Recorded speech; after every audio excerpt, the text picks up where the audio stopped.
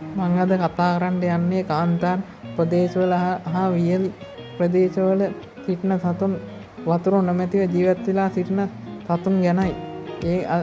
මං සත්තු 4 දෙනෙක් ගැන අද කතා කරනවා. එක්කෙනෙක් තමයි කැන්ගරු මීයා. වතුර නොමැතිව මුළු ජීවිත කාලෙම වුණත් ඉන්න පුළුවන්. අනිත් එක්කෙනා තමයි ඔටුවා. ඔටුවා දවස් 10ක් 12ක් වතුර නොමැතිව ඉන්නවා. තව තාවෙක් ඉන්නවා. ඒ තමයි ජේම්ස් බොක් කියන්නේ. එයා පළතුරු ආහාරයට පළතුරු වලින් සතියක් පවන වතුර නොබී ඉන්නවා.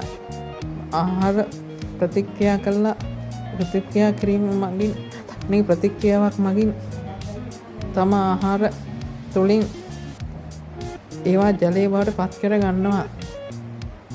තවත් අනිත් තත්ත්වයා තමයි කැන්ගරුවා. මේ කැන්ගරුවා ඕස්ට්‍රේලියාවේ තමයි ජීවත් වෙන්නේ. මේ රතු කැන්ගරුවාට වතුර නොමැතිව ටික කාලයක් නොමැතිව ජීවත් වෙන්නට පුළුවන්. ඒ වගේම කියන්න ඕනේ ලෝක ජෛව විවිධත්ව දිනේ එදිනා තියන්නේ මේ 22 වෙනිදාටය. වීඩියෝ එක හොඳයි කියලා හිතනවා නම් ලයික් එකක් කමෙන්ට් එකක් දාගෙන යන්න.